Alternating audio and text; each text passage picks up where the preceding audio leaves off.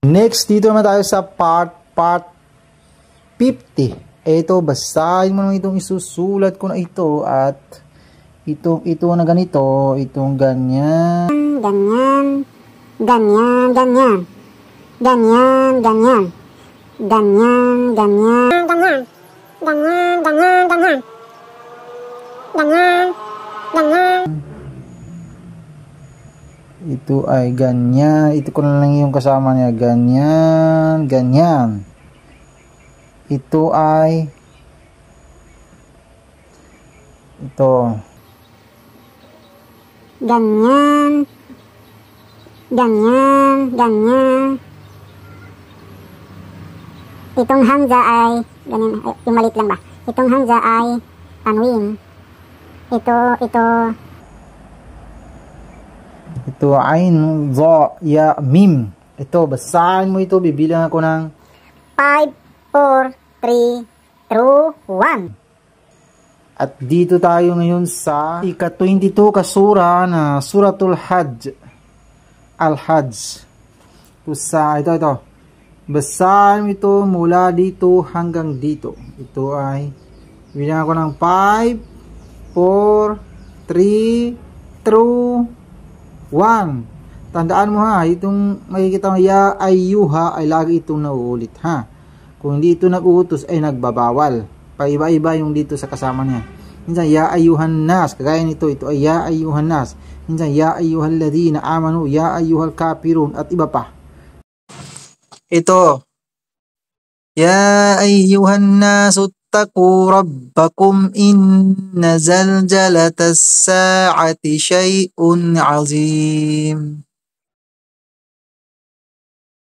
Yawma tarawnaha tadhalu kullu murdi'atin amma arda'at wa tad'u kullu zati hamlin hamlaha. Baka may mali. Ulitin ko nga. Yawma tarawnaha tadhalu kullu murdi'atin amma arda'at wa tad'u kullu dhati hamlin hamlaha wa taran nasa sukara wa ma hum bisukara walakinna 'adzaballahi syadid. Wa minan nasi man yujadilu fillahi bighairi ilmin wa yattabi'u kulla syaitanin marid. Kutiba alaihi annahu man tawallahu fa'annahu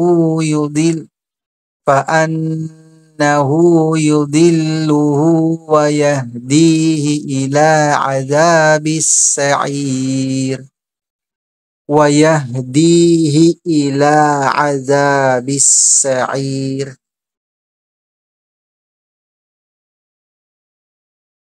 Huwag natin padamihin kaya magdami naman ito.